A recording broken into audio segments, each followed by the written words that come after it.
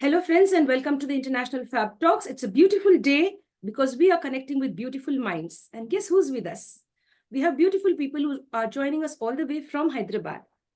They are here to share their experiences of how they've overcome all the ups and downs, how they have been so resilient. There are several people like them. And today they have taken out time to be with us today and share everything that we would love to know on the professional front, and as well as how you should take your life forward, how you should be able to be a person who could give more than receive more. Here are two beautiful people who have joined us on the International Fab Talks. I'd like to introduce Mr. J S Subbarao and his wife, Vasanta ma'am, who are here with us today on the International Fab Talks. Hello, ma'am, and hello, sir. Welcome to the International Fab Talks. Hello, thank you.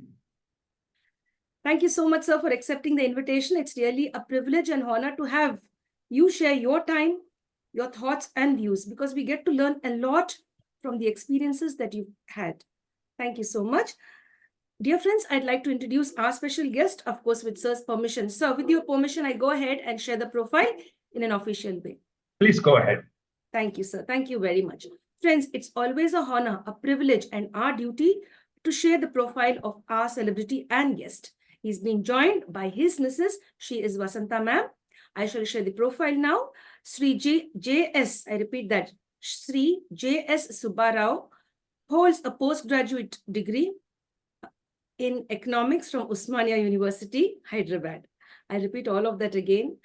Sri J S Subbarao holds a postgraduate degree in economics from the Osmania University, Hyderabad, Telangana, India. He started his career with New Science College, Hyderabad, as a lecturer in economics. After a 3-year stint with the college as a lecturer, he joined the State Bank of Hyderabad as a probationary officer in the year 1971. And he retired with dignity in the year 2006 as the general manager. These 36 long years of banking life created a beautiful person within and out as well. The interior and the exterior, you could say, of an individual. So he has gained a lot of experience by meeting different people.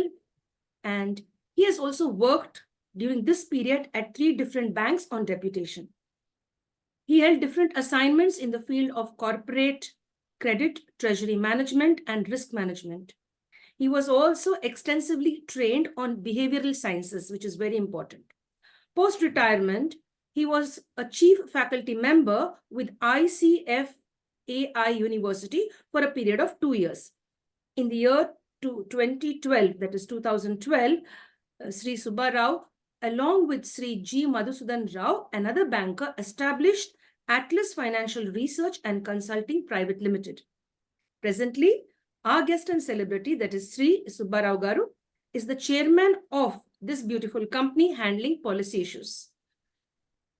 Subbarao sir is on the arbitration panels as well of the National Stock Exchange and Bombay Stock Exchange as well. What is it? We'll get to know. That's a secret. It's something new to me. While the affairs of the company keep sir very busy, he always takes out some time to give his very best back to the society.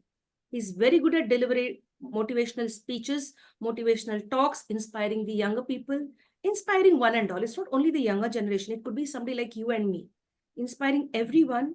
And he loves to speak to people and to interact with people. Select audience. It's not like one and all who are really interested in listening, gaining knowledge, gaining inspiration. Those type of people are always welcome. And he spreads his wings across the globe with his lovely thoughts and views on life. And the best part here is, my dear friends, he is happily married to Vasanta ma'am, a beautiful lady, for 53 long years. It's not 1 or 2 years, 53 long years and still going strong. There's so much of love between them. Above love, my friends, it is respect that we all have to learn. While his son is happily settled and is a US citizen, he is a software engineer over there. They have a lovely daughter. She too is a software engineer in Bangalore. And he has 3 lovely granddaughters, aged 18, 17, and 15, who are busy. Busy, guess with what? Pursuing academic goals. Frequently, sir visits various countries and various states of India, meeting like-minded people, or sometimes along with friends. He goes on these beautiful trips, and he calls these trips as a celebration of life.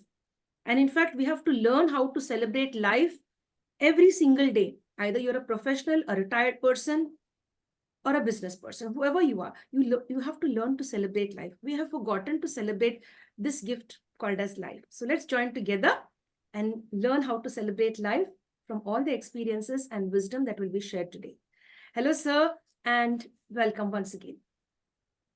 Thank you. Thanks for Thank you the very much, sir. wonderful introduction. I really wondered whether I deserve this kind of an encomium, but it's really great. The kind of introduction that you gave really lifts the spirits and a good beginning for the session to start. Let's go ahead with this. Thank you, sir. Thank you very much for being so humble and kind. Thank you for your time, and thanks for even bringing ma'am with us. That is really the first time somebody on the International Fab Talks are together like this. It's a moment of joy, a moment of celebration, a moment to learn how we should first give importance to our spouse at every given moment, because they will be with us throughout our life journey. Dear sir, how would you define yourself? Who is the real Subbarao Garu? Andrea, this question looks very innocent and quite often misunderstood. Defining oneself is not a one-time process. I believe that one has to keep defining himself or herself right through. It is a process of growing while you are going through the life. In fact, defining a person amounts to defining the personality of an individual. And this word personality comes from the Latin word persona. Persona means a mask. So a person wears innumerable number of masks through his life's journey. If I have to define myself, I need to first say what I am not. The name, the alphabets at the end of my name, the power I hold, the position I hold, the company I work for, they're all obviously not me. They're at best, they are things for my use only or for the society's use. Then if that is the case, the degrees I hold or the dress I wear, the wealth I possess, the sartorial elegance and the surface polish, at best it is comparable to a beautiful gift wrap. When once you open the wrap and find a box inside, nobody knows what happens to this gift wrap. Maybe once you open the box, you may find a wonderful velvet box inside. Even that is not me too. Then who am I? A person is like an onion. You keep on peeling the layer after layer, layer after layer, and only at the inside you find that the small piece that inside there, that perhaps can be seen as a person, and we do not know. The moment you open that velvet box, the box may contain a wonderful flawless diamond or something else. It's difficult for us to say this. So if in such a situation, what happens is that it is very difficult to define a person. In fact, as I want to tell you, I'm very fond of going through some of the key concepts in the Upanishads and other things. In one of the Upanishads, that is the Taittiriya Upanishad, it defines a person having about 5 koshas, K-O-S-A. Kosha is a layer. So the first kosha is Annamaya kosha, it is called. Annamaya kosha is our body is the food that has gone inside over a period of time. In fact, to put it in a lighter beam, Sophia Loren was once asked, what is the secret of your beauty? She responded, the pizza I eat. That is the response that she gave. So the body is the food that we eat. And the second one is Pranamaya Kosha. Pranamaya Kosha is the energy that is required for breathing, digestion, circulation, and other basic functions that go for the survival of a person. The next one is called the Manomaya Kosha. The Manomaya Kosha is the feelings, our thoughts, our emotions, the memories, the perceptions that we hold, the reasonings that with which we come out. This is the third one. And the fourth one is the Vijnanamaya Kosha, that is the intellect. And our ability to discern what is good and what is bad. And the last one is the Anandamaya Kosha. The Anandamaya Kosha is the bliss, rather the unalloyed bliss that a person enjoys. So here, the third and the fourth one, that is the Manomaya Kosha and the Vijnanamaya Kosha, they define what a person is. Particularly coming to this Vijnanamaya Kosha, just as the body is made of the food that we ate, the mind also is made of all our opinions, prejudices that we have collected over a period of time. And that leads to a kind of a perception that we have about the outside world, about yourself, and about the other people. So this is what is going to define a particular person. So coming back to the basic question, how do I define myself? Maybe I'm a conglomeration of all these things. Maybe the jealousy, the inability to forgive, and the good, bad, and ugly, rather, if you want to define. But what I'm trying to do during this period is that I'm trying to be in touch with all my emotions. I'm going to touch with what kind of dark patterns quite often go inside and how do I overcome. I do not mean to say that I have become a celestial angel. I'm a work in process. So in the process, I would like to define myself, as I said earlier, the good, bad, ugly, and trying to be a good human in the process. This is, I don't know. You asked one simple question. I may give you a very elaborate answer. Next. Thank you, sir. That was a beautiful answer. You explained that so well. And you've also made us understand how our thoughts, opinions, etc. are shaped and who the real person we could be. In fact, let's see. Really nice. I forgot to tell you one thing about this. I'll give you a small example. See, you drive your swanky car into a multinational complex and you go there to meet a top executive in the top floor in a corner room. You go to the gate, somebody opens the gate for you. Then you walk into the reception, somebody is there to receive you and direct you to where you need to go. You go to the next floor where somebody is standing up for you and puts you in a comfortable chair. And thereafter, he directs you to the corner room of the CEO. In all these four instances, are you the same person? We are not the same person in all these cases. The one who opens the door, what kind of a respect or a regard we have, we do not know. The one who receives you, we do not know. The one in the third floor stands for you.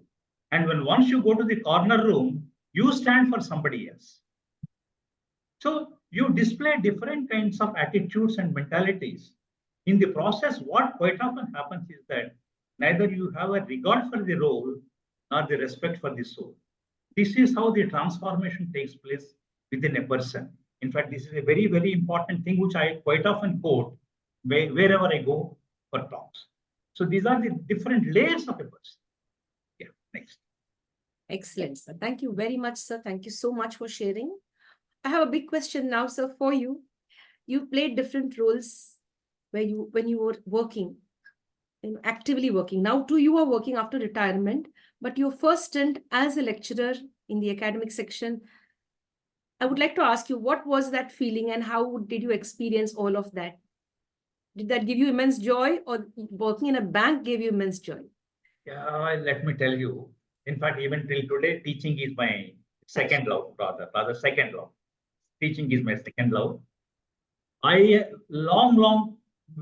for a very long time, I wanted to be an executive, travel by air, be in the limelight. Rather, what do you say that? Uh, be in the focus quite often. So that is there's a different reason why I wanted to become, but teaching even till today is a passion I love. In fact, the other day we went to an orphanage where I offered my services to teach the orphans. This I love doing it, and I started teaching when I was very young. I was 20 years plus, not even 21, 20 years plus. I was there during that time. In fact, I found some of the students even older to me also in the process at that time. So teaching is a thing, a teacher learns twice. When once you teach, when once you prepare, when once you teach, the interactions that come with the participants and the questions which we are confronted with, your ability to answer and inability to answer at times, these are all the lessons which life teaches us about how you need to adjust yourself to different situations, different people at different points of time. That way, just because I wanted to be an executive somewhere, I left that profession. Otherwise, that's why I took up a teaching profession post-retirement. And when I was in the bank, I was a chief faculty of my training center. And post-retirement, in fact, when I was working with ICFAI, I traveled across the country to talk to different colleges and students about the global financial crisis in 2007, 2008. So that way, interacting with people, keeping myself posted with some update information, it's a passion for me. I love even till today, notwithstanding my age. That's really nice. And that I get to understand, because right from the start, you started off as an academician and you are still connected with it till date, giving your very best. I'm connected with it. Yes. So would you like to share your experience in the banking sector? How did it begin? How did this journey begin? Why was there a transition from, being a lecturer to a banker? How did this happen? It was, in a way, first of all, father was the inspiration who always he wanted me to see me as an executive. Second thing was, my maternal aunt's husband was a very senior banker in State Bank of India at that time. And my father and he being brother-in-laws, they had a very close equation with each other. He always used to see him the way he was interacting with people, the lifestyle that he had, and he wanted his son also to be one like this. And he went on repeatedly telling me about that he wants to see me like this. In fact, I was also prompted by a cousin of mine who was an IAS and who retired as a chief secretary from Gujarat. I saw him also. These were not that I don't call them as inspiration, but the way they were, the lives, the way they were maintaining their standards, etc., etc. I thought, why not me be also like that one day? Of course, I did also appear for my civils. Of course, at that time, when I got that allied services, I preferred to go to the bank at that time. So, of course, having joined the bank, having been there for 36 years and having held very, very important, crucial positions during these 36 years, I enjoyed my stint in the bank till the last day of my retirement. I loved it each day, each minute. Never ever I felt it was a burden. They were full of tensions, full of pressures, unions, customers, all. The problems are multitude, and you can't define this problem or that one. Every problem, that too, I preferred those assignments which made me to live very dangerously always. Always tensions, troubles, but I loved it. I never wanted a lighter assignment. That's why, though I joined the training center, I couldn't stick on to the training center for more than a year and a half. I got out. So I asked for my people, my management, to give me the position of operations. So I went out once again. But whatever it is, I am today what the bank has given me, and bank has molded my personality. Bank has helped me to expand my horizon. Bank has really given me an opportunity to test what I am by exposing me to advanced programs in the behavioral science. So which did help me a lot when I was progressing through the life of the bank. Yes, that's really nice, sir. Thank you for sharing. Now I have a question. What is this behavioral science all about? And how does it connect with the banking industry? Yes, behavioral science per se is not connected with the banking per se, but this behavioral science, it relates to the effectiveness of an individual.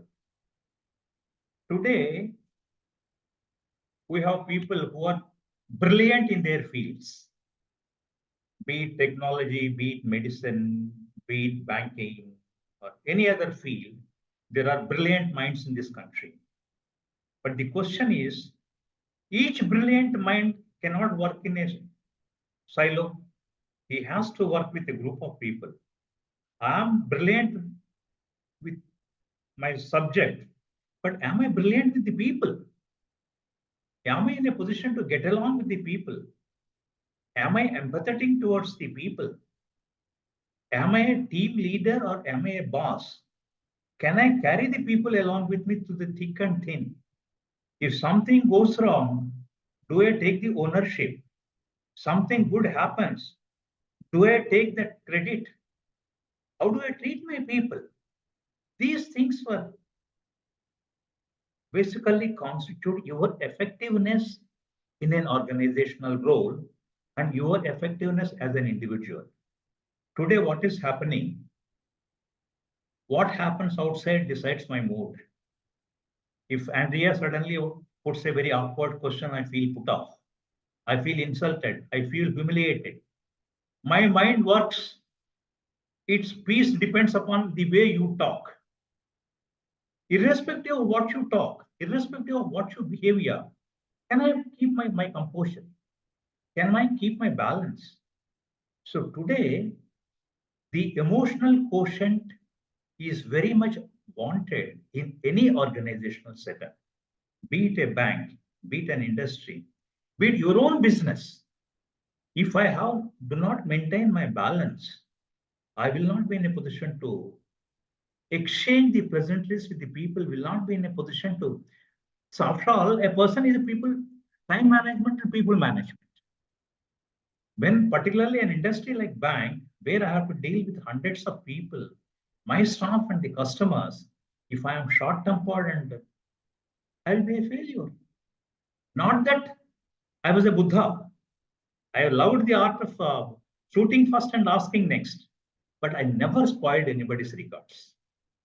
So this behavioral science taught me what I am and what I should be.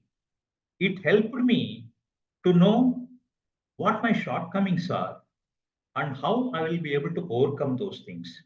To be very frank enough, I couldn't really understand this at that time. I was hardly in my early 30s when I was exposed to those things. But as the wine, as it gets older, it gets tastier and tastier. So was the case as I started aging, as I started holding senior and senior top responsible positions. Then I started realizing the importance of that particular subject. And that is helping me, did help me then. It is helping me even till today. This is what made me to get into all these talks. And today, I get a lot of satisfaction if I deliver a lecture to a group of youngsters about what their goal is, how they need to go about. I quite often keep talking to my granddaughters. They are very young. I, I share my views, my thoughts with them. And this is all because the exposure I had way back, maybe 30 years back, 40 years back. I left the bank, but behavioral science did not leave me. It is well within me. It is helping me to constantly look inside always. If something goes wrong, I'm responsible. If something is good, I'm responsible. You are not responsible for whatever that happens. Excellent, sir. You shared that so well. And you said, although I've retired from the bank, but still something is within me, what I've learned with regard to behavioral sciences and how to deal with people, how to know I should not be influenced by somebody just like that. I should have control over my thoughts and views. Yes, that's really very nice. And how to live a very balanced life at home and in the society as well. Exactly. And this is a newfound love for me. And I'm trying to, academic concepts, conceptualization is one thing. Trying to implement those things in your life. Myself, when I deal with my wife, when I deal with my friends, when I go on a tour, and so many people are there, do I have the ability to laugh at myself? The ability to laugh at oneself is the greatest asset that one can obtain. I'm trying to do. Very true. Yes, sir. That's really nice. Thanks for sharing. If I may ask, ma'am, was she also working or she took care of the house? In fact, let me put it this way. Without mincing words, maybe even bordering on arrogance, I can say that I had an absolutely successful stint in the bank. And I was one of the sought after officials in the bank. I could do this because I had peace at home. And the domestic ship was very well anchored by my wife. Never ever. I was not even aware of the cost of a matchbox. Let me tell you how ignorant I was. She was taking care of every bit of the turbulence in the life. Never ever brought those things to my notice. Though initially we tried to bring her into the bank at that time, but I do not know. I have no reason. I'm not able to give you a specific reason. I wanted to see that she also joins the bank, but I had put it off, and no regrets. And all my success, all my credit is because the way she anchored our life. That's a beautiful tribute to her, sir. That's really very nice. Yes, and you're blessed and lucky that, yes, she was there as an angel in your life, and she is still today, now too, with you, sharing the space and bringing peace in your life. That's exactly really nice. Yes, no second opinion about it. Yes. And as you said, domestic bliss makes us perform much better at our workspace. It is. In an efficient way. It is. In fact, in the subsequent questions I would like to answer, it is like family, me, and work. That is the order. Family, if everything is good, I'm good. If I am good, office is good. I'll be able to come out with my best. This is not a concept. This is not an academic exercise. It is proven practical. I have experienced in my life. So, no second opinion. Yes, that's beautiful. Thank you for sharing, sir. Much appreciated. So, where did you find more challenges, as a lecturer or as a banker? Which was more tough for you? Rather, I would say it's the teaching life was only couple of years, and banking definitely. As I said that I was holding the operations position, which was in fact in a bank at the time used to have 5 general managers. 40% of the work used to go through one general manager, that is general manager operations. It was me and them. 40% of the work of the 5 general managers. It gave me lots of challenges, but I never spent sleepless nights. I don't count even one. No, there were ups and downs. As it happens, our tendency is that the jealousy. See, if you want to come up, you want to pull the other person. That is how we look at the world. I did come across those situations. People did try to pull my leg. I did suffer, but it didn't affect my career. It did not disturb the peace and tranquility. Not that I ignored those things. I have been able to overcome those things. And once again, with the support. We did go through. Real turbulence I did go through. But it did not even put a comma in my professional life. Never ever. That's really nice. Thank you for sharing, sir. And then when you said, like, yes, there were challenges when I was working as a banker, and there may be people who may not be happy as to where we are going, to what level we are reaching. They may try to pull us down with any number of things. You never know what it is. But yet you have risen like a phoenix, and you've come out of it. Yes. I'm absolutely. I have been able to build that resilience within, Right. which helped me. Troubles were there. Trouble is a part of the existence, part of a profession. There is no profession, no assignment where there are no troubles. Very true. They may undergo a change, they may have different colors, but there are troubles. And as you asked earlier, the behavioral science, it did really help me to weather the storm at each point of time. And it did really help me to find out how to navigate through these turbulent waters. That is what behavioral science has taught. Yes. So now I'm going to ask you a question, a cinematic like question, or maybe something connected with films or something which I've seen in the films. And it might have happened really too, but when you were a banker, when you were working in the bank for 36 years, did you ever encounter anybody coming with a mask on their face, with guns in their hand? Did you ever see something like that or hear something while you were working? Let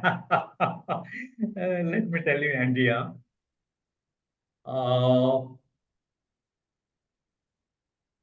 Way back in the initial stages of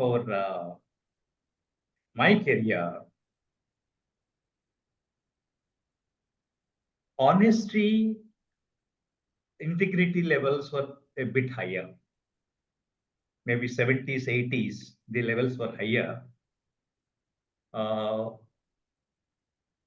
There was no such thing as trying to hold the person at a gunpoint and rob the bank, though frauds were taking place also at that particular time. But unfortunately, let me tell you, I was in Punjab as a general manager, and you must have heard the name Pathankot. Pathankot, the robbers entered the bank and shot dead the bank head cashier. That was the most tragic and pathetic part of our the life. It did happen somewhere around 2005. He was just simply shot dead. He was trying to safeguard the bank's treasure. He refused to part with the cash. Though, in fact, banking instructions are such that in the event of any such thing happening, they said, do not resist. These are the bank's norms. Save your life, not the money. Save your life. That was the norm. But setting aside the basic norm of the bank, this man tried to save the bank's treasure, and in the process, he got himself killed. But I did not face But I found a colleague of mine facing such a situation. But how he would have felt at that time, we do not know, because by the time I reached the bank, he was dead.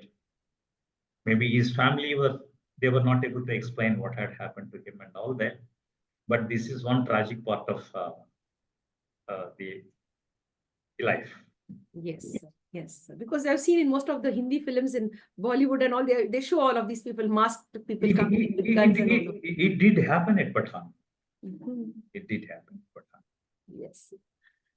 So now we'll come to your childhood. What type of a child were you? Below the age of 10, do you have any beautiful memories, either being the naughty one or the talkative child or the shy boy? I was as naughty as anybody else is at that time. In fact, still remember an episode long time back. Maybe I was maybe 11, 12 years old. My mother daunted me on some issue which I thought was trivial at that time. I don't recount what the issue was. She took me left and right, and during those days, we were getting beaten black and blue also at times. Though of course I was not beaten to that extent. Then it occurred to me that I should teach my mother a lesson. So what I did was that I hid myself in a box in the house for almost 3.5, 4 hours. Of course, the box had holes. I never knew that had there been no holes, maybe what would have happened to me. I was not aware of those things. And I saw my mother getting annoyed. I saw my mother getting worried. It happened around 9 o'clock in the morning, 2 o'clock, 3 o'clock. She was getting panicky. She was in tears. Finally, what happened? When she was crying, I started crying inside the box. They heard my cries and opened the box. Then that is the kind of a thing that I had. Maybe I must have been 11 years old or so. So loved playing with my friends. Used to go out and then swim in the village. Those agricultural water canals, they used to be there and all that. We used to go there, play there, swim for a couple of hours there, and then come back. Of course, though I was not swimming because I didn't learn swimming, but I was only being the waters when they were trying to swim. But did enjoy the childhood. But unfortunately, didn't stay with my parents for a very long time because my father was serving the education department and he was serving in smaller villages where the kind of schools and the kind of syllabus that was required were not there. So that was why I shifted when I was hardly 13 to my aunt's house at Vijayawada to pursue my education. Maybe had I been with my parents, I don't know how naughty I would have become further.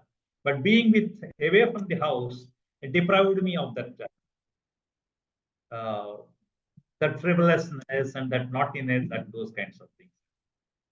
Yes, sir. I could visualize you in that box now and having a good time looking at your mom getting stressed out. But then Yes, yes. finally your heart also melted and then you couldn't keep it up anymore. You started I crying.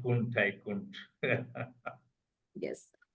Uh, And when did you get to meet ma'am? Is it when you were a lecturer or a banker or before you enter into the professional space you met ma'am? uh, I was married when I was very early, very young. I was 24. I was 24. Uh, it was an arranged marriage. Uh, as the saying goes, uh, love at first sight. The moment we went to her house, and she was hardly 18 at the time. Uh, that's how all it happened. The love that started when I was 24 continues at 77 too. That's great, sir. That's really nice. To be loyal, to be honest to one person and for 53 long years, it's a blessing and it's a great example for us. You know, the younger generation, we are ready to give up the relationship for any small thing. But 53 years, it's like, to It's me, it's magical. it is Odyssey. It's an Odyssey. Very true. And I keep telling my people, uh, marriage is just nothing but falling in love with the person again and again and again and again. And that is what is happening in our lives. Not that we don't have differences, we agree to disagree, but it stops there. Very true, sir. Very nice. Wishing you many more happy years together. And yes, be a great blessing to the universe and to all of us. We really have to learn a lot. Yes. Thank you, Angela. Thank you. Dear sir, what about books? Your favorite book? You're a man of books. You've read a lot of books all through these years, and I'm sure till date you read books. Your favorite one? In fact, I love reading the books of Stephen Covey, The 7 Habits of Highly Effective People, The 8th Habit of Stephen Covey. And there is another book by Jim Collins, who wrote a book about good to great. He talks about ethics in business. Good number of companies have come, such of those companies which are today maybe 50-year-old, 100-year-old, or 150-year-old. It is because of the ethics that they have continuously practiced. They take the case of Tata's in our country, Godrej in our country, they flourish. Ambani's in our country, they do flourish. In fact, it is said, if the ethics of the company are really good, the company doesn't need any strategies for business development at all. What they say, the culture eats the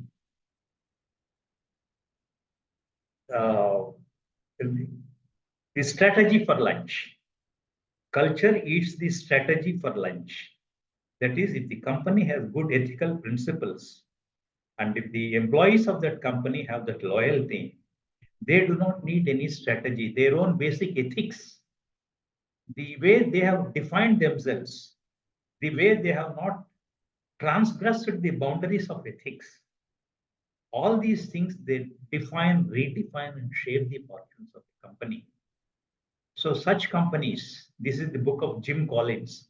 This is what he says, how those who went for short circuits, how they perished, and how those who nursed their strategies and ethics are existing even after 100 years also.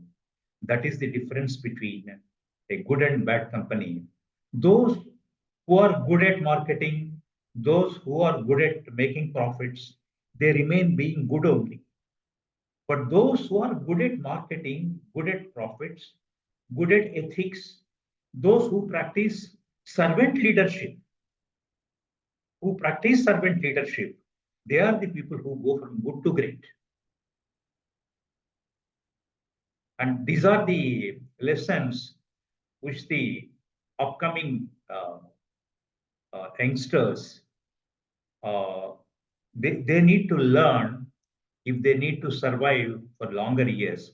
Unfortunately, today we are seeing people, one-time wonders they have become, and when the moment they go on public in the stock market, and the next few months onward, the stocks start falling. It is because of the kind of practices that they follow. It is the kind of treatment that they give to their employees. It is the way they frown at their employees, the way they do not take them into confidence. They all sowed the seeds of discontent.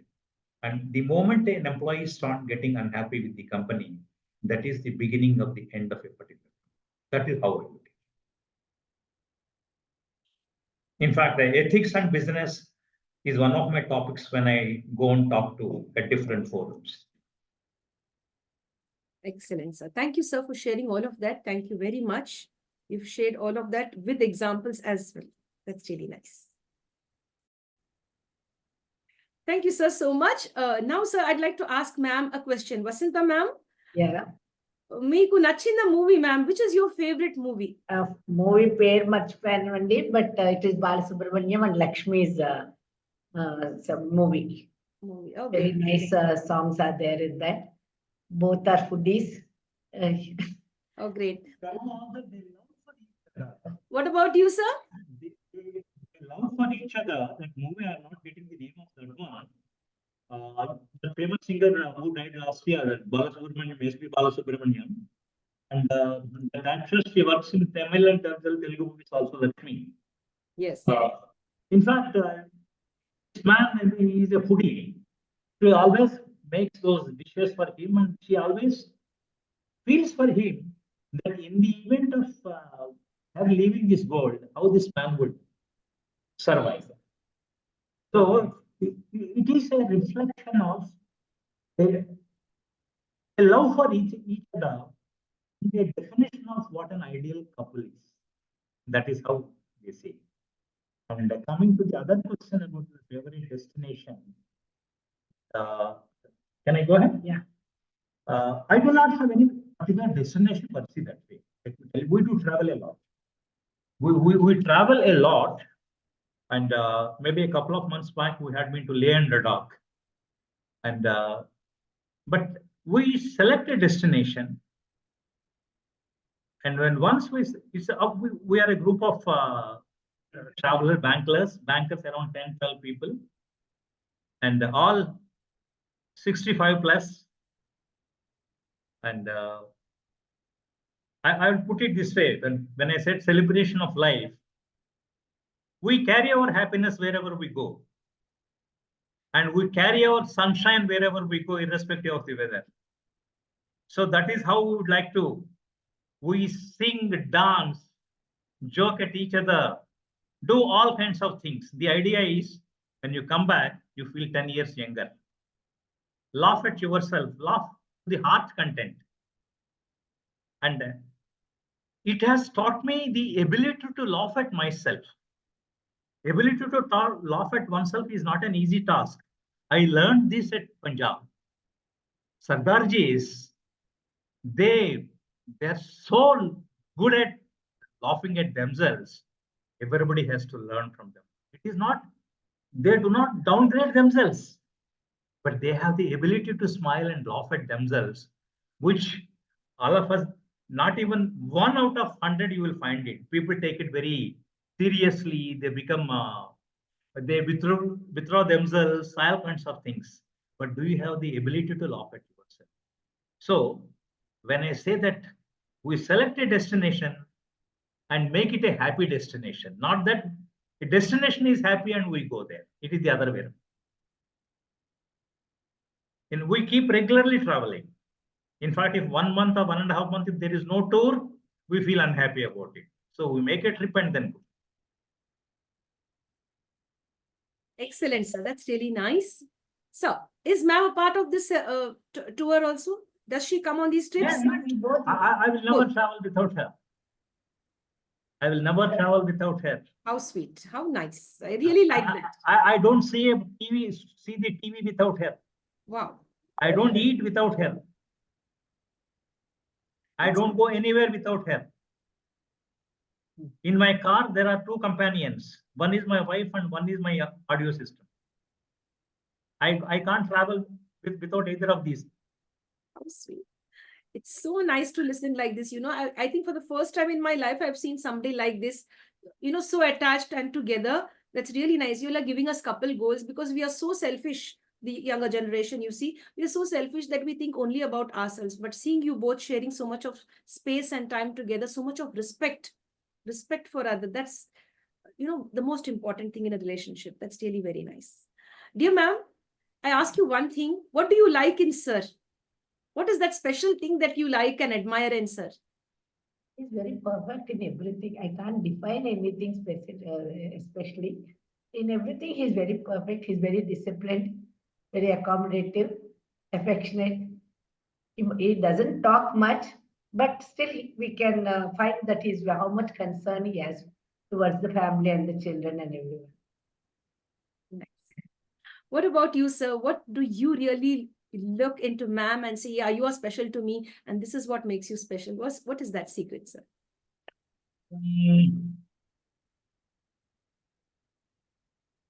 How do I put it?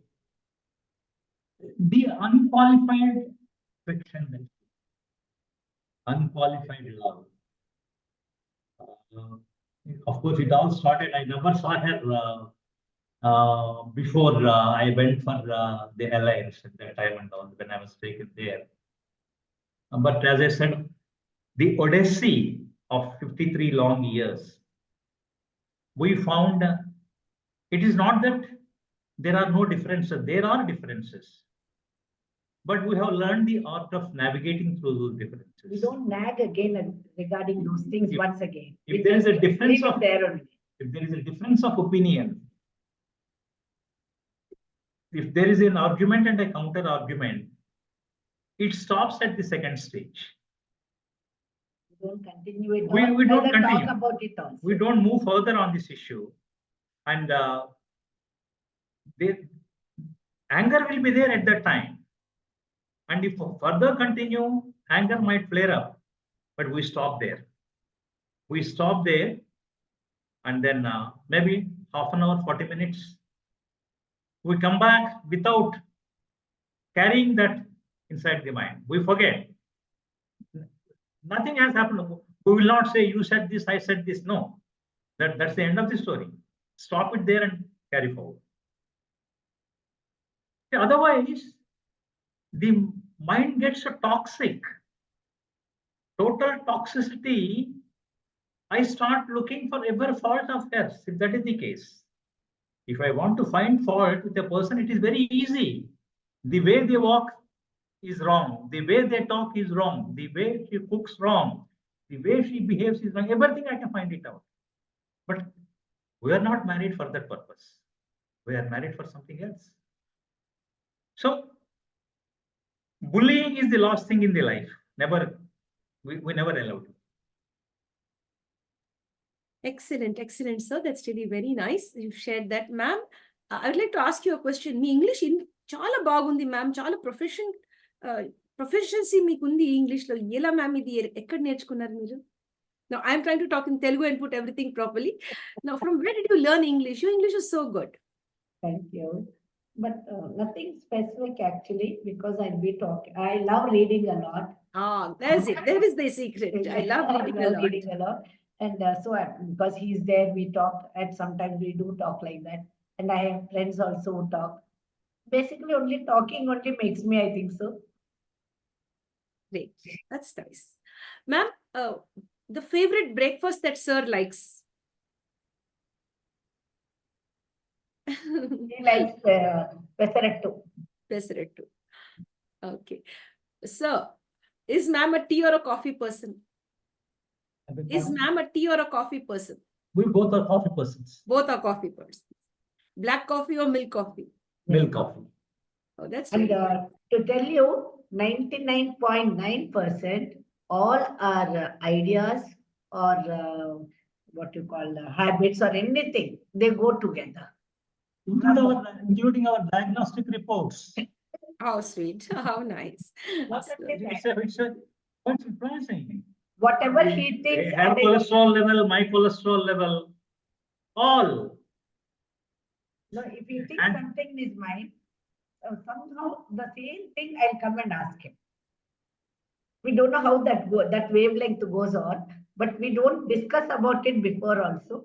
But many 99.9% things, just we both come and talk about the same thing together. Perfect soulmates. Thank you. Thank you. Now, may I know your favorite month? Like, which is your favorite month? Like your, is it the birthdays of, how is it? How do Ma'am, your favorite month, meer cheppandi, ma'am. Vasanta garu. I don't think we have space because we enjoy each and every day. No. You love your Dasara time. Oh, yeah. Because I am very devotional. So anything concerned regarding puja or anything, that I love. Dasara and Kartik Mas. That I enjoy a lot because fastings, pujas and everything will take place. So I like that. What about you, sir? not have any specific something like that. I'm not able to come out very clearly open because I don't want to give some answer and like that. Maybe Every perhaps- day he wants to have full work from morning till evening so that he can sleep peacefully. Except for that, nothing, no specific likings or dislikings. The I'm whole not day able to straight away answer. should be spent very fruitfully. That's what he likes. Ma'am, this question is only for you, ma'am. When sir is busy with all the work, even till now, sir is so busy, Yeah. right? He's connected with Atlas Foundation, the financial institution, their motivational talks. He's a faculty member as well now. How do you manage your time? మీరేం చేస్తుంటారు? Nenu, I read a lot, as I told you, because I don't allow the word boring to come into my mind. So definitely I do many things. I do cooking. I read a lot. I have friends. I talk with them. But I don't watch TV much. Only in the night at 7:30 to 9:30, we do watch. And anything we do, we both do. So in spite of being busy also, he will definitely give me that time. So in that way, there's no problem at all. So there's no word at all as boring or grumbling at him or something like that. That's really nice. Sir, this question is for you. Cooking, this life skill. Are you good at cooking and do you help ma'am He also does with not this? know cooking. One of the greatest shortcomings in my life is one of the greatest shortcomings is my inability to do it. I can find 100 reasons why I have not been able to do it, but that is immaterial now, insignificant. I don't know why I have not been able to put myself into the kitchen. I owe her one of the biggest apologies in my life for not doing it. Because he was too busy, right? So That's why I said that. so I can find 101 acceptable because I reasons. don't have any reason to find fault with him also at that time. Because he never wasted his time going with friends or going to the club or going to any other place. So he devotionally used to go to, as if he's entering a temple, he used to go for the work and come home only direct. So how can I find fault with him now?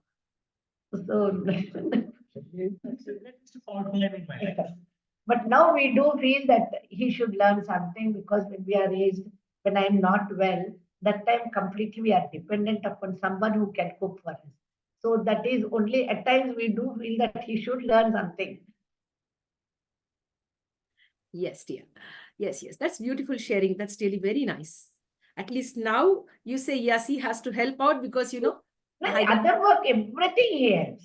So 99% of the household things he takes care because I have severe spondylitis and arthritis. But cooking part only he doesn't know. There also he tries to come and cut the vegetables and everything. Only putting on the stove and the tadka he doesn't know. So for that I say, okay, I'll do it. how sweet. Okay. That's really nice. Sir, this question is to you, sir. What kind of sports and games were you interested earlier? And if even you're interested now in any sports and games, you could share that. And then ma'am will share also share. I have been playing myself. Football. Not able to hear? I can hear you, sir. Yeah. I was a cricketer. Early childhood, I was playing football. But college days, I switched over to cricket. And even when I was general manager in the bank also, we did play cricket at that time. In fact, the bank versus the Secretariat of Andhra Pradesh team, we did play. The other side were the IAS and IPS officers, and this side were the bankers. We did play, and we did play. There was a game in when I was in Patiala, Punjab. I was a commentator for that game, and I love the game. I love the game. I enjoy the game, and other games I have some interest. But today, I have a great fascination for this particular game, notwithstanding the fact that the Team India at times plays horribly. Yes. Madam, what about you, ma'am? Yes, dear. Specifically because very young age I got married. So Love. South Indians, as you know, anta ediga unded kaadu aa rojulallo. But definitely now we have many kitty parties, get-togethers. So we try to play 1 minute games and everything. So basically, I like to keep myself busy and lively. That's really nice. Now, both of you, have you all been sitting together and watching cricket match? Is something like that? Never. Never happens. Okay, at least when, yes. Is everything okay? Yeah, yeah. No, I told you, 3:30 power cut. Yes. But is this light disturbing you? Yes, sir. Yes. Is it disturbing you? No, not at all, but you're visible, both are visible. Right. All good? Yeah. Yes. Yes. So did you all at least watch the cricket match together, the recent one where India lost the match? Were you all together? Did you all discuss about it? She won't watch with me at all, first of all. She doesn't, she has I no don't license like for it the for game. cricket. See, I am also a fellow. I would like to watch the game when India is in a position to win. If they are losing it, I switched off. Maybe you call it jingoism, patriotism, or nationalism, whatever it is, or a disgust and despise for the way people are playing. I stop it there. There it matter ends. Earlier, I used to spend sleepless nights when India was losing, but I have been able to overcome those things today. Okay, whether they win, it's okay. If they do not, okay, it's another game that is lost. Next time they will win once again. That is how I look at it. Yes. My philosophy. Yeah, I resonate with you. You know, if India is losing, I'll switch off. I will not watch that. Yes. And I too had sleepless nights and all of this over these things. And now it's okay. I've overcome all of that. So I can Yes. very well resonate Yes. with what you shared. And it was kept me laughing to myself. Somebody Yes. sharing the space with me with the same thought process. Yes. That's really nice. Now, I would like to ask you both, ma'am, who does the smart work? Who does the hard work between you both? He does the hard work. Because right from the time of my marriage, you know, madam, I was not, I had spondylitis and arthritis. So from that time only, he used to take care of me, in spite my mother-in-law also. So in that way, hard work, I never have done it, nor they allow me to do it. Oh, sweet. That's really nice. So now you both are great friends, you know, best of friends till date. And that's how you've been able to be like for 53 plus years and continuing the journey so strong. Apart from you both being very best friends, what about the other friends in your lives? How they have contributed to both of you on this beautiful journey? How many of your friends have stood with both of you through bad times and good times, thick and thin? Yeah, in fact, basically, I'm an introvert. But opening out during the last few years. I've been able to open out myself. Last few years, I've been opening out. So my circle is limited. A handful of friends. Luckily, life has witnessed many, many good things and very few bad things. Touch wood, that way. But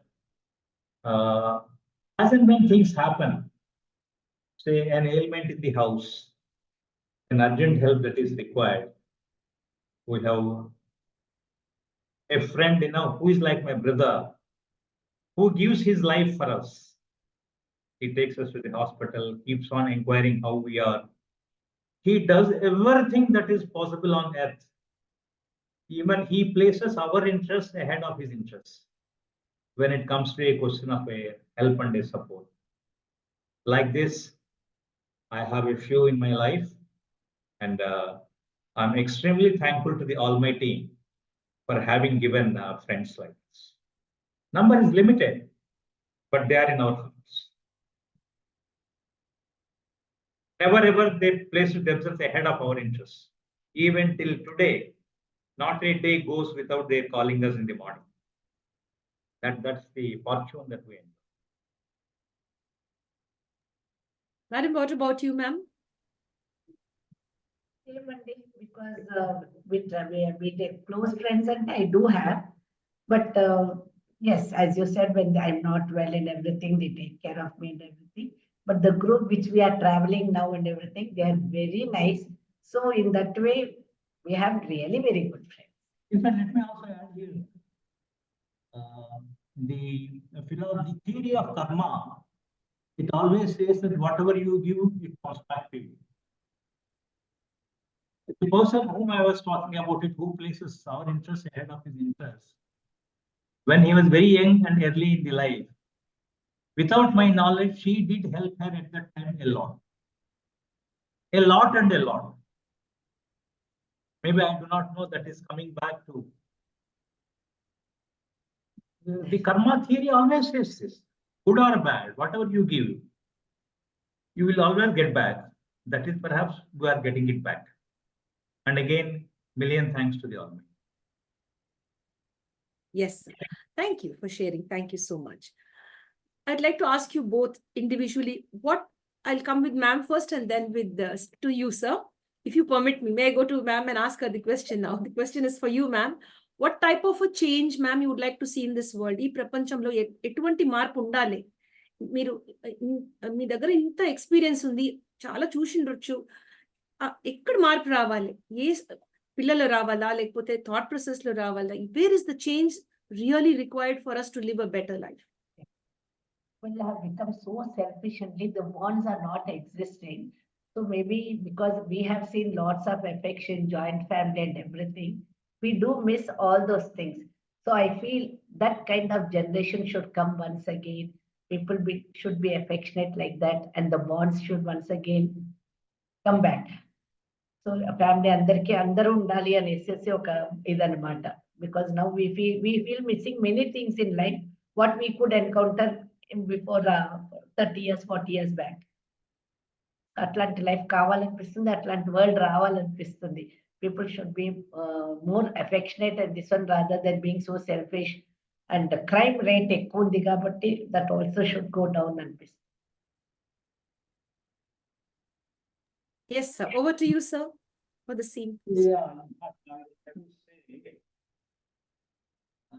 this question is for me a contradiction in terms. Because I keep sharing this information with her also. Because whatever I read, I share with her always. The question is that what kind of changes I would like to bring in. I am of the opinion that the world is not meant for serving and sharing our thoughts and actions. It's not for them. In fact, very recently also I had given a talk. The theme of the talk is, when I change, my world changes. It was the theme of the talk is, when I change, my world changes. Which vehicle do you drive, Andrea? Do you drive a car or a two-wheeler? A two-wheeler. I ride a two-wheeler, sir. Yeah. When you are on the road, you will find different kinds of people driving on the road. Some are extremely careful. Some are carefully careless and zigzag driving. Can I control them? The best thing I can do is to see that I move without touching those people.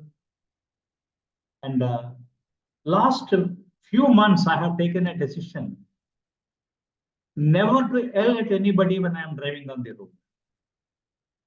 I am trying to not to yell at anybody. I used earlier not to yell at anybody, because that disturbs my peace. I cannot control the weather. I can't control a storm, but I can wear a dress that protects me from the storm. So when the world is not meant for serving your needs and supporting your agenda, it is looking like an oasis in a desert. So the best way is that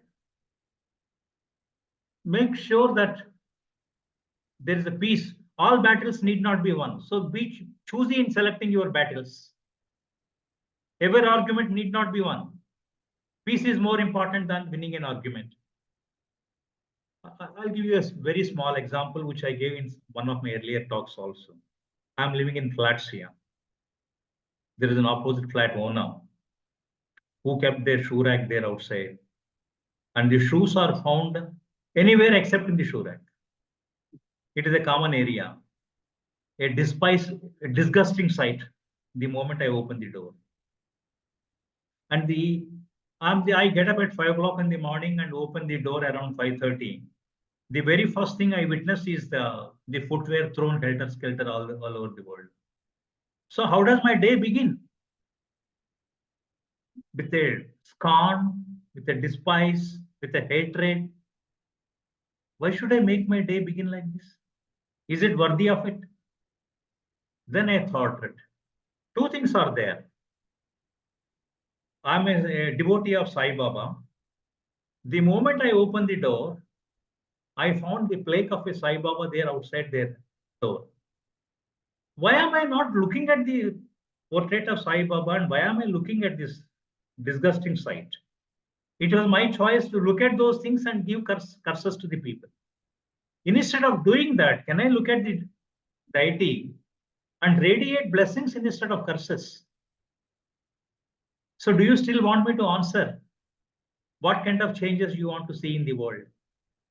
In fact, I feel I get healed when I change, not the other way around. I get happy not because somebody does something to me. I want to make happiness a habit. That's what I said when we go on tour. We carry happiness with us. It is not a tall talk. In fact, the very fact that I have made my wife to sit along with me is to make sure that I don't lie anything in this particular. I don't. Again, I'm telling you, I'm work in progress. I'm trying to do it. I'm trying to do it. I'm trying to reduce my anger. I'm trying to develop my patience. Obstacle is the way for the way. If there is an obstacle, you don't stop there. The obstacle paves the way for something good. That is what I'm trying to see.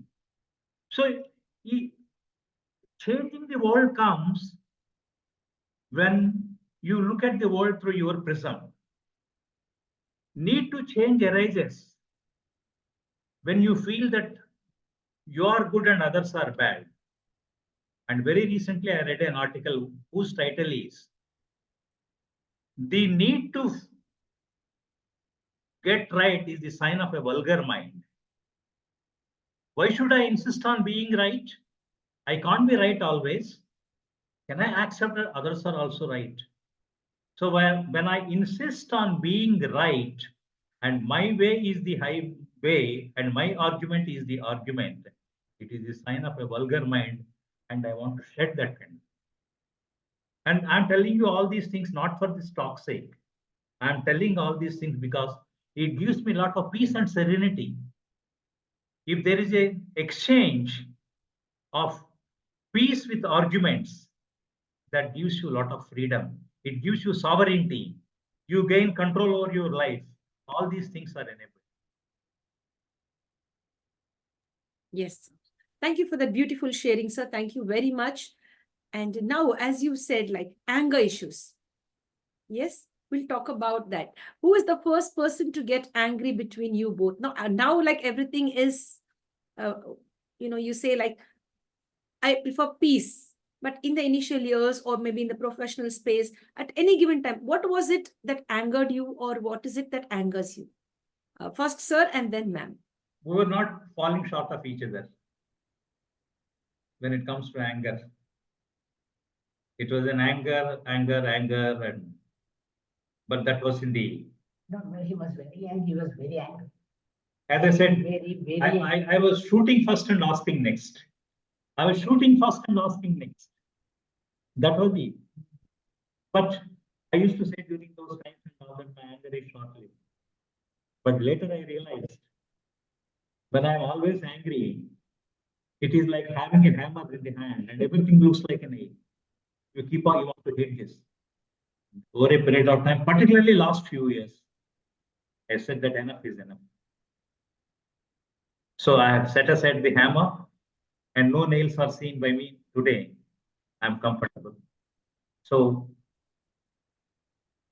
I would rather, in a question of an argument, I don't call it an anger, a kind of uneasiness sets in, which tells me stop it, don't go further. Maybe I do not know, I'm looking like an ascetic or a rishi or something like that, but I'm practicing it very hard to get into this mode. Awesome. I'm in the process, I'm trying. Madam, you have to share something? I can't hear you, ma'am. Yes, dear. No? Yes, I can hear you. Yes, dear.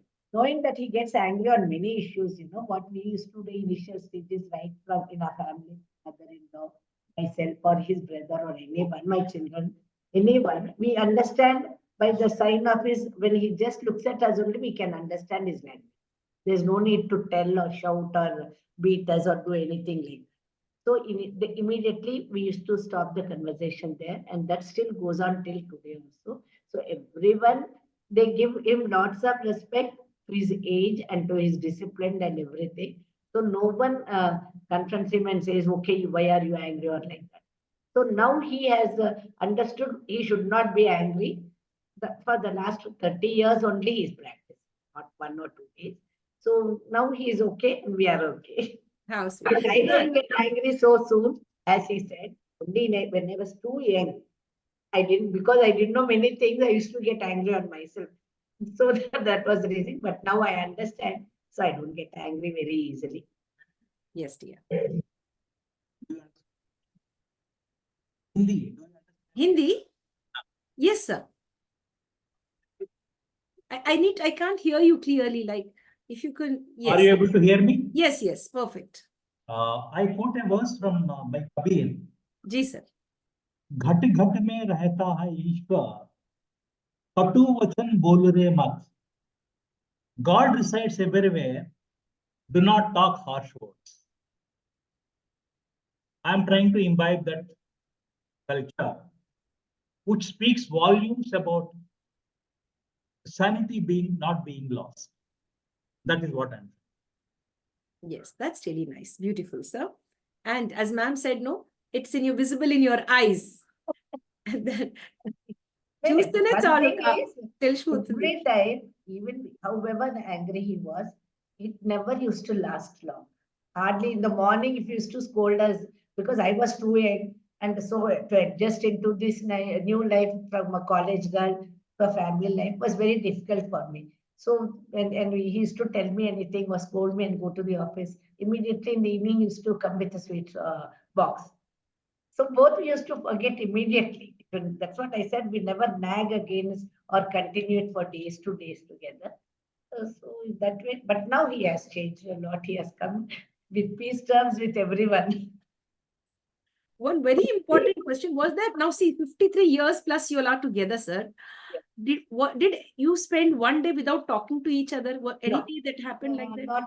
Not full day, 24 hours. Initially there were days, not ever. Many days, hardly 1 day or 2 days, because we used to give ourselves that time so that we will not show anger again. So it is not that we were angry or with revenge or something, not like that. We used to take our time.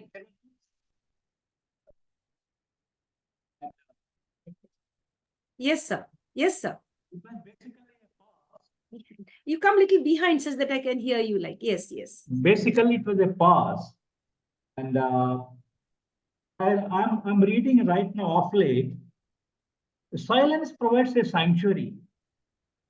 It provides a sanctuary. It acts as a buffer between your anger and the hasty step that you take. So, even Ramana Maharshi also said, silence is the best conversation. Ramana Maharshi used to say that it is the best conversation.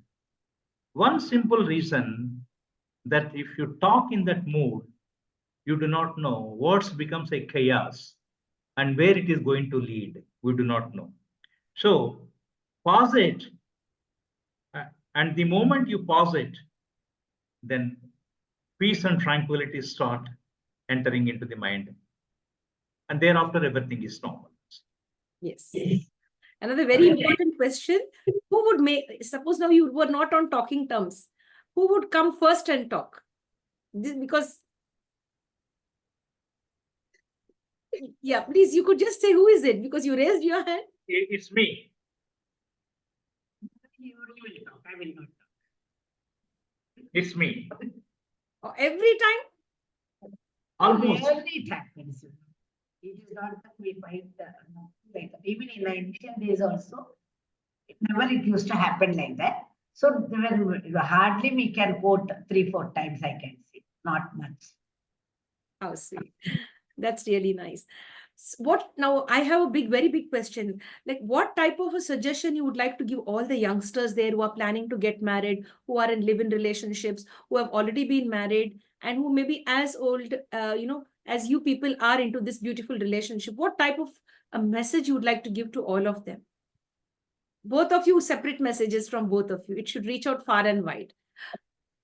We start with you, sir. Would you like to say first? Which happened?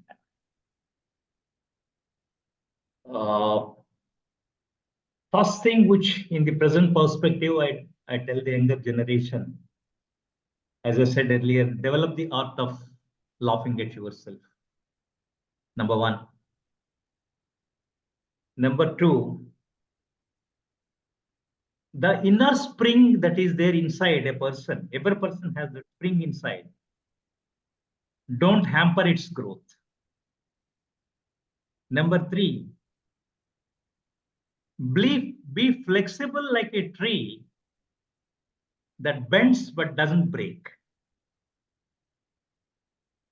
Be willing to bend, but don't break. Laugh at yourself. Be flexible. And what is the third one? The second one I said. Anyway, that spring inside, irrespective of the age, whether you are 20, 30, 40, 60, or 70, don't hamper the progress of that spring inside, which makes you happy and joyful always. End of the day, how did I close my day? Did I close my day happily?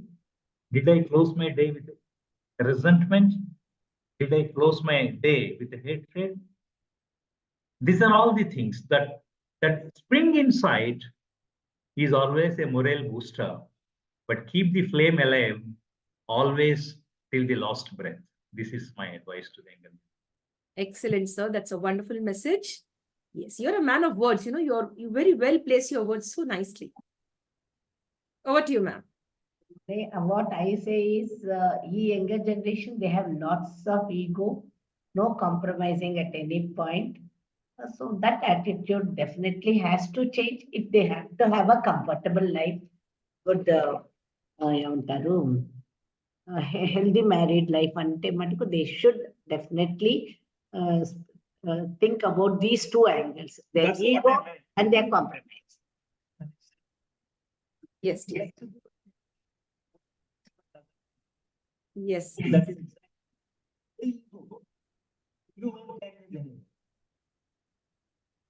I said, shed the ego. Ego won't carry us anywhere. On the contrary, ego puts your brakes in the progress. So ego is hang the ego in the house and go out. Very true. Very true. Very true.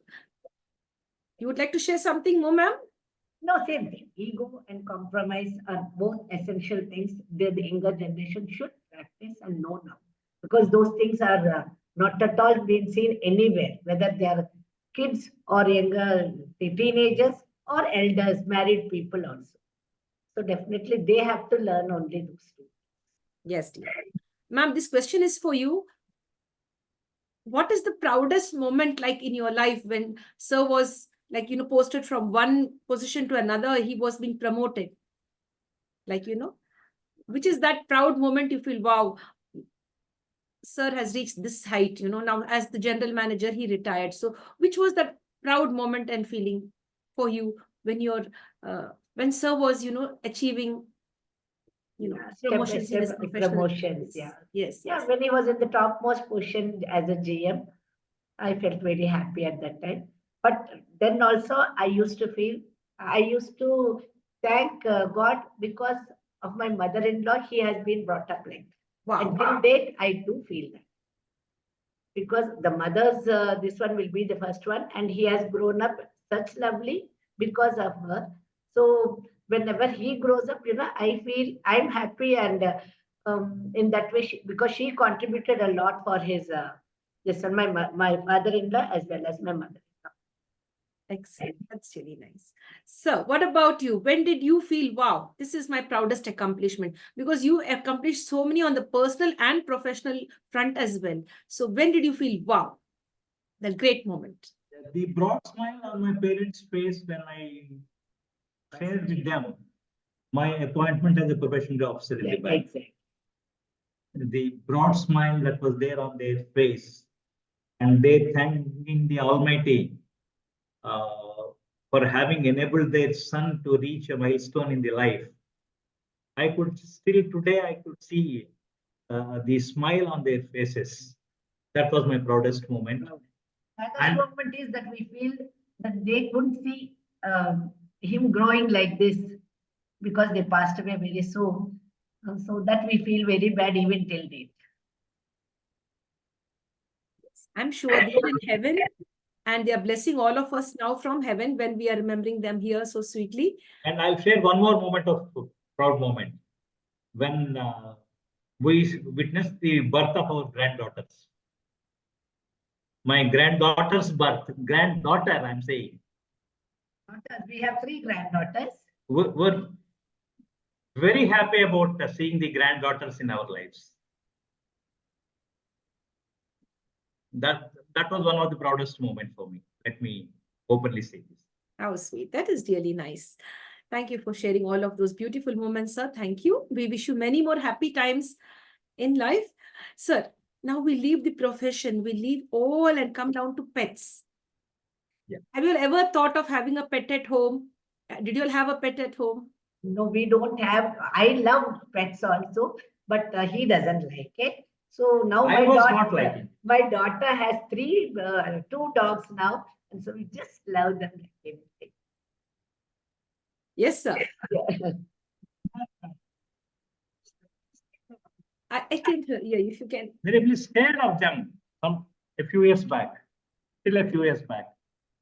But pandemic time, my daughter brought 2 pets home. Beagles. Big pedigree. And I was not comfortable on the very first day when I visited the house in Bangalore. But thereafter, let me tell you,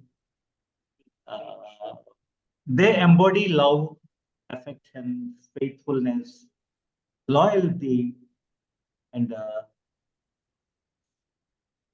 we have to learn what love is from them. The way those pets are seen, and when we stay with our daughter for 3-4 months each summer and come back. Earlier, we used to feel sad about leaving our granddaughter. So along with the granddaughter, to leave the pets and come back here is also a moment of sadness. I now love them. Earlier, I was. But Yes. what a companion in life, the pets are. Yes. That's really nice. Thanks for sharing. If given an opportunity to both of you, what type of a pet would you love to have? I like to have a Pomeranian only, but at this age, we can't take care of them. So we are controlling ourselves. That's really nice. Now, sir, between both of you, who is the best listener and who is the best speaker? He's the best listener. I'm a talkative person. I'm a very talkative person, and he's a listener. Oh, great. Okay, I get that. Yes. How many languages are you both proficient in? Like, apart from English and Telugu and Hindi, which are the other languages you both are good at? Tamil I can understand. That's all. English, sir? Tamil varuma, sir? Unfortunately, I was in a couple of years, but still I did not. I was in Chennai for a couple of years, but I still couldn't pick up the language. Unfortunately, maybe I said that I will get 100 reasons for it, but again, a fault line for my inability to pick it up. Because English and Hindi, wherever we go, could handle the situation. So there was no need for us to learn a local language. Yes. Yes, sir. Sir, now if it is your song now, your favorite song, are you interested in Oh. songs? Earlier I asked you about music and movies. I'm sorry, about movies. Now, is it any song that appeals to you so much? And if it is yes, which is that song? I love listening to music. I love it. I love listening to music. Am I audible? Yes, sir. In fact, some Saturday and Sunday we get glued to that Indian Idol, which comes on Sony Live. I'm not good at remembering the songs, but songs of 50s and 60s. Every evening when she spends time with her friends, I switch on to Amazon Echo and keep listening to those songs. And a particular song I'm not able to recite it that way. Songs of 50s and 60s, Raj Kapoor movies, Mukesh, Kishore Kumar. I love all these songs. 1.5 hours on every Saturday, 8 to 9:30 on Saturdays and Sundays.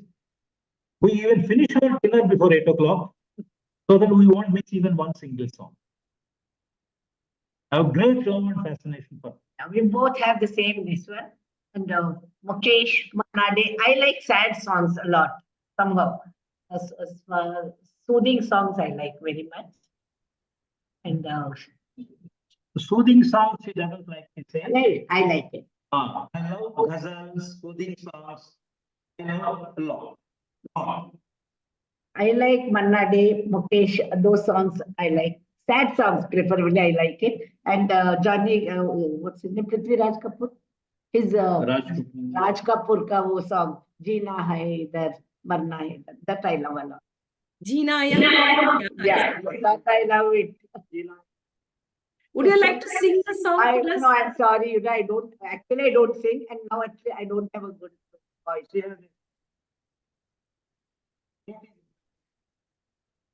Yeah. Yeah. I can't hear you, sir. I'm sorry, I can't hear your voice. Yes, sir. Yes, sir. Could you hear me? Yes, now I can hear you. So I thought both of you would dedicate a song to each other and you'll sing a song. We are very bad in singing, both. Very bad. Okay, sir. We love listening, but very bad at singing. I won't pressurize both of you. I respect that. And of course, you love songs. I understand that. And Raj Kapoor songs. Yeah. Right? Yes. And 50s and 60s really were beautiful songs with a lovely message in that. Every line, every lyric had a beautiful message in that, hidden message. My dear sir and ma'am, dear ma'am, this is for you. If you were to be given a superpower by the Almighty, what type of superpower you would select, ma'am? Mahashakti. What type of Mahashakti? What do you want to do with that power? What type of a power you want? If you have a power, okay, what would you do that? What kind of a power you would do? Because what all I couldn't do in my young age, because I couldn't understand people and the way I have behaved, many flaws were there. So I think so I could definitely, I could overcome them and be a very, very, very good person now. Yes, sir. Over to you, sir. My answer is silly answer. Yes, sir. The answer is silly. Thanks. Are you able to hear me? Yes, sir. It's a very silly answer. The answer is, I want to colonize China. Did you hear me? And not so clearly. If you could once again, please reply. I want to colonize China. Oh, great. Occupy China and all over.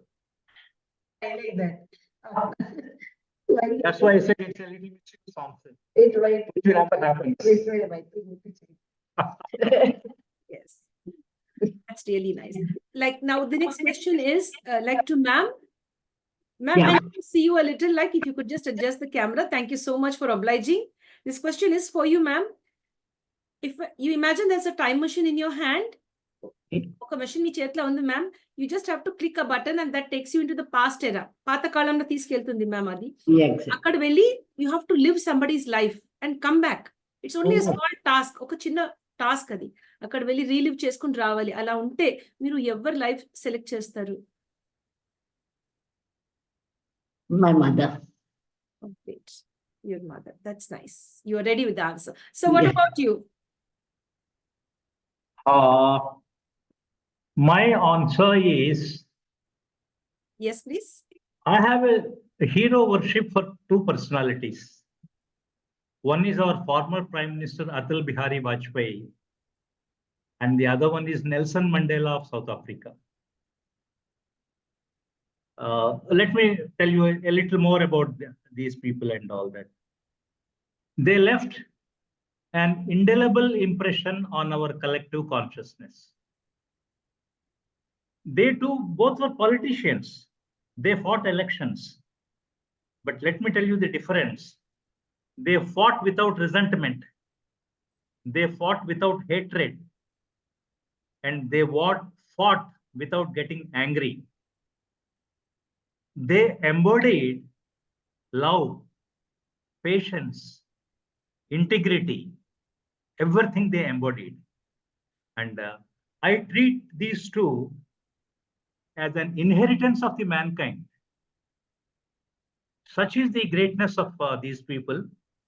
And Mr. Atal Bihari Vajpayee, he was a poet, he was a humorist. And in his talks, he always used to pause. I don't know whether you ever heard his talk. He used to give a pause. In that pause, he used to think a lot and then deliver. So, in listening and in speaking, that giving a pause is one of the most important aspects of an articulation. So the kind of regard I have for these two is unmeasurable. So if I am given a magic wand to go back to the past, I want to really live their life. I were to ask you, in between these two, who would you select between them? Between these two personalities? These two. Yes. It's a very difficult choice. Because I'll tell you, both epitomized humility. I'll first about Nelson Mandela, I'll tell you. Nelson Mandela has a boxer friend. And this boxer friend won a great title at a time when Mandela was fighting for his elections. So when he won the title, one of the greatest in South African history, he could not congratulate that boxer friend. After a couple of months, Mandela visited his house, knocked at his door, and sought permission. Do I have your permission to enter your house and have a cup of tea with you? President of the country asking this. Can there be anything? Can any other reflection of a human being humble? This is about Nelson Mandela. And Mr. Atal Bihari Vajpayee, he was respected across the globe. Even by opposition parties also he was respected. And he brought all the opposition together. And the greatest fortitude that he displayed under very trying circumstances, coalition government at that time, though it was short-lived, he brought all the parties together on one particular road. Now tell me, Andrea, who do you select between these two? Both are great. It's a very difficult choice. I'll be doing injustice to my consciousness if I say one and do not say the other. And I will not commit that mistake. Yes, that's really nice. Thank you for sharing and making it very clear. Dear sir, we'll talk one major question and then go for the rapid fire round with regard to mental health. Who would like to take up the question first? I'll take. Yes, please.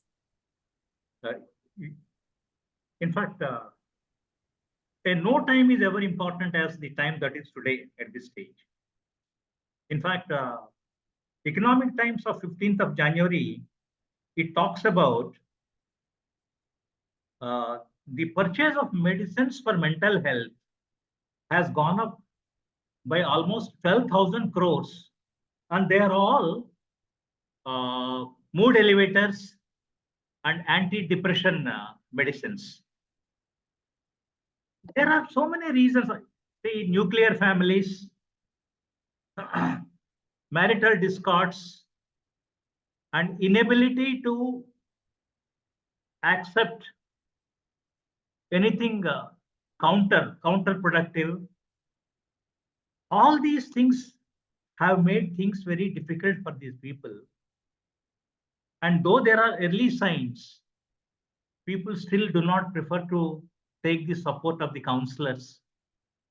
Today you find youngsters committing suicides, particularly at Kota, and wife and husband killing each other. The road rage. The moment my car touches somebody's car, I come and then hit the other person. This is all mental imbalance. And at no point of time, the importance of a mental health is so much pronounced as it is today. And it is high time that we take care of the younger generation, whose consumption of medicines has gone up manifold during the last 1 year. If you have time, kindly go through Economic Times of 15th of Jan, where there's a big article about it.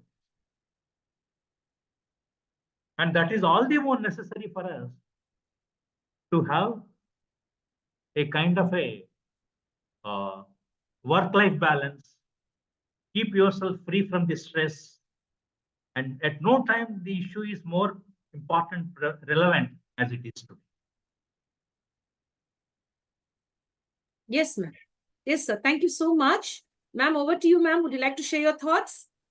Yeah, because there's Yes, lots dear. of pressure on the children, whether it's the student, kids, elders working, everyone. So that, and there's no sharing about any part with anyone. They are not able to share all these problems. So that depression is taking place, I believe. So lots of pressure is there actually on the children. Counselors, Hmm. along with that, there is At least one. They should have. Because now, because of that nuclear living and fast, no time for anything, work. So, and the targets given by the boss and everything. So these people, they don't have time for any other thing except doing the work. So in that way, they become so mentally ill by the end of the day. They don't find interest in anything. So frankly speaking, the new generation, they are not able to enjoy anything what we could enjoy at one time. Only the generation has money now, and they are buying all the riches in the world, but no happiness. Yes, ma'am. Yes. Sir, this question is only to you. What Yeah. about constructive criticism? I love it. Dissent is the voice of progress. And in fact, we are running the company for the last 12 years. Me and the next in line, he is the managing director and I am the chairman. We love a constructive disagreement rather than saying yes. I'll give you a small example. I have a weakness of coming out with so many examples like this always. General Motors, you heard the name. The CEO of the company wanted to bring out a major change in the company. He called a board of directors. There were 14 directors in the company. When the issue was opened out, everybody agreed with this suggestion of the CEO. You know what the CEO did? He cancelled the meeting, asked them to go back, think differently, and wanted them to come back with 14 different suggestions. Otherwise, he threatened to dismiss the board. So, disagreement is the bedrock of the operation of any particular company.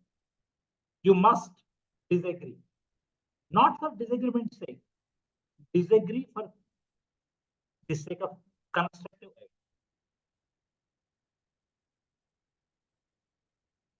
Yes, sir. Thank you, sir, so much. Ma'am, this question is only for you. Would you like to share your thoughts on the word forgiveness or the term forgiveness? Mani, Forgiveness. Shamapana, I think in Telugu. No, no, I can Shamapana. understand. Yeah, it is. Ante, you want what do you? Something does something wrong to you. No, I understood How do you that. forgive them? Are you willing to forgive them? If I have to be at peace, I should forgive them or forget them. So I believe in that. And usually I do the same thing because every day you come across so many people whom we don't like what they have done or what they talk or everything. So it is better to forget and forgive them and go ahead. Yes, dear ma'am. Thank you, ma'am, for sharing. Thank you so much, sir, for sharing. Sir and ma'am, both of you, I would like to share this with you. If at all I didn't ask any question, I missed out any question, you could share that. If I missed out any part, would you like to share that, sir, which I might have not focused on and you'd like to share, you are most welcome to share it.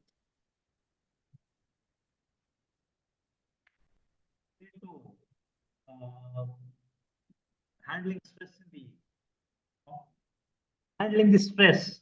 Yes, yes, please. It is all a mind game once again. It's all a mind game, and in fact, some of the talks I hear, people say that the stress is equal to pressure and vice versa. But only one thing I look at it is stress is equivalent to pressure divided by resilience. What we do when there is a problem, we look at the weight of the problem rather than our strength to handle it. In the case of a weightlifter in a gym, what is that he does? He builds his body, builds up his biceps and triceps, then takes weight 5 kg, 10 kg, 50 kg, 100 kg, 200 kg. In all this, his focus is on his strength, but not on the weight of. So the more we give weightage to the problem, life is miserable. You give weightage to your strength and not to the weight of the problem. Yes. Is there any other question you'd like to answer which I didn't focus on, any other topic? By and large, most of them have come. By and large, most of them. Yes, sir. We shall have a small round called as the rapid fire round. 10 rapid fire questions to ma'am and 10 rapid fire questions to you. Is that okay, sir? And we end the session. Yes.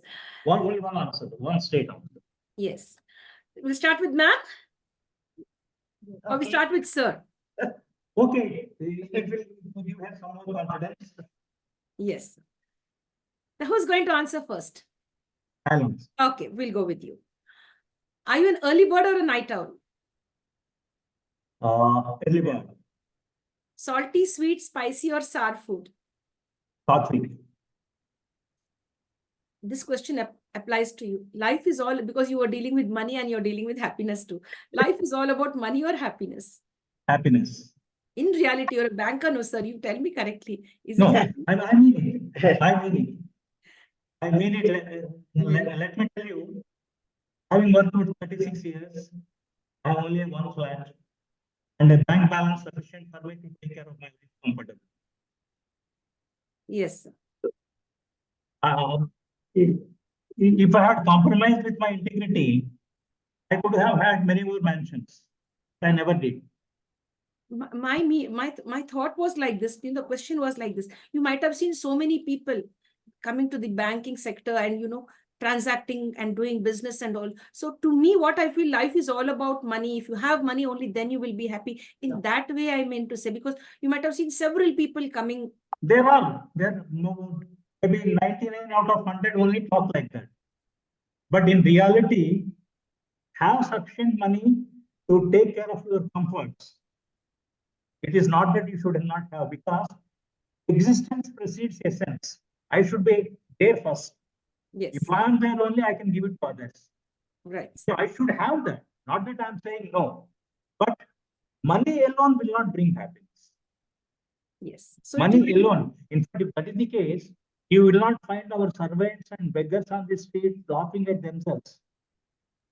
They are happy. They are in rags, but still happy. Yes. It is not an academic. Have sufficient to take care of your basic comforts and needs. And happiness is completely different. So happiness, yeah, so happiness takes over money. Right. So when you're all alone with no gadgets around you, no books, no pen, paper, nothing, only a chair and the four walls. And of course, there's a door there to go out again. If you're in such a position, you have to sit on a chair for a long time. All that you can do is connect to your thoughts. And where do your thoughts take you if you are in such a position? Past, present, or future? Yeah, and I live in the present. I live in the present. Present, yes. You like socializing or me time? Off late, I'll put it this way. I enjoy FOMO and ZOMO also. FOMO is fear of missing out. JOMO is joy of missing out. Very smartly answered. I would like to have my own time, and I also would like to be with my friends. Both. Yes. The insect that you don't like? Cockroach. Is it a two-wheeler or a four-wheeler? What do you prioritize? Four-wheeler. Yes. Now I go with the questions to ma'am now. Yes, thank you so much for answering, sir. So sweetly you answered so well. Thank you very much. Ma'am, over to you. If it could, yes. Thank you so much. Ma'am, cakes, chocolates, or ice creams, your preferred one? Actually, sweet also. Cake only, maybe. You Because can, you can bake? Huh? You can Pardon? bake, you can bake cakes? Yeah, I do. I used to do. Now I stopped it, but I used to. Yes, dear. Your favorite season, ma'am? Season. I like February, spring, this season. Spring season, yes. You'd like to travel by land, water, waterways, airways? You can also put in railways and roadways and all of that. We have done that also. Which one? What that crane which what is that called? Trolley or something? Is it? No. This they remove the stones from this place to that place. Train or something, is it? Crane. Crane. Not crane. Bulldozer. No, not even bulldozer. It will be like a shovel which removes the stones on the road and puts it on the other side. I think it's the crane, I guess. Is that maybe? It is crane only, but that word is not. But I climbed on that also. Oh, great. That's very adventurous, ma'am. Yeah, adventurous. Wonderful. Because we couldn't cross a small piece of water. Mm-hmm. Myself and my other friend were there. So we stood there for a long time. Then the person who was doing the work there, he saw us and then he said, "No, okay, madam, you please come here. I will put you on the other side." So we climbed on that also and went. Excellent, excellent. So, yes. So as what you said is, then I prefer going by train rather. Train. Yes, dear. Very comfortable. Very comfortable. Yes, dear. Ma'am, is it the city, the village, or the town? What do you like? I say city only because I've never been in a village or anything, so no idea. Yes, dear. A beautiful day in one word. The day I completely do my work, I do my puja, I do all my work which I am supposed to do, I feel very happy.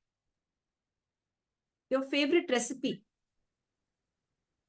which everybody likes in the family when you prepare that.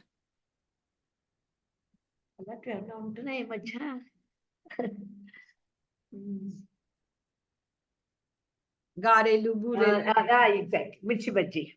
mirchi bhaji. Okay. When you were a student, your favorite teacher, who was she? Was it a sir or a teacher? Right, teacher only. But how could I forget her name? I'm sorry, I forgot her name, but she was our favorite. At least the subject that she taught you? English only. English only, because seventh class we had, we were seven students there, and she was like a guard for us. So we used to have a hero worship for her that time. Yes, dear. Ma'am, do you believe in experiential learning or learning from books? Where could one learn more? Experience. Experience. Yes.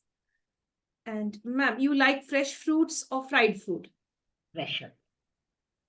Yes, dear. Now, ma'am, if given a choice to read a book or listen to music, what would you select? Music. Yes, dear. Now, ma'am, this is a question to both of you. The first, it comes to you. The question is connected to you. Till date, the precious gift that you've ever received, ma'am, the most precious gift. From my husband. It could be from anyone. From anybody. It could either be from sir or from the best gift that you ever received till date. I think sir is ready with the answer. Would you like to answer, sir? I'm not talking about material stuff. The unqualified love I got. The unqualified love I got from her is the precious. I would put it that way. I'm not talking in terms of material things.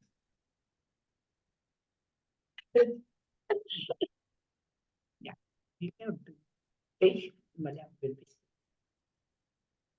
Yes, ma'am. Many things I used to think, now I'm not able to get. Yeah, that is a tough question, right? Yes. Because at every point, you feel yes. Yes. This is the best gift. This is the best gift. But as he said, it is not materialistic at all. But definitely, because when I used to go with him officially, when any temple or anywhere where they used to give him so much respect, and any temple we used to go, that the approach towards us, that used to make me feel very proud. And I used to thank my mother-in-law very much at that time also, that she has given birth to him, so that I am enjoying all these things in my life. So definitely, my life is precious, definitely, because of him. I can say that. Yes. So Because I enjoyed everything in life, everything. Because now I can't say I didn't get this, I didn't get that, nothing like that. Very happy and contented life. How beautiful. And I think you've got the best gift from your mother-in-law. That is sir. Yeah, definitely. That's what I understand. Exactly. And it goes both ways. I mean, sir, it's the same with you too. Now, I'd like both of you would like to share something, sir? Nothing particular. No. Yes. Now, I'd like both of you to give me 3 gifts separately. 3 from your side and 3 from ma'am's side. 3 special words to empower us. Madam, from you and from sir. So totally, I will get 6 gifts today from both of you before we end the session.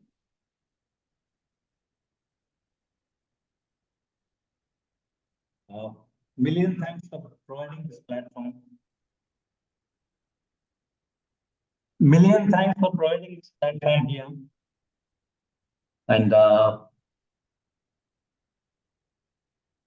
thanks once again for opening my inner windows, which enabled me to come out with what all in my life.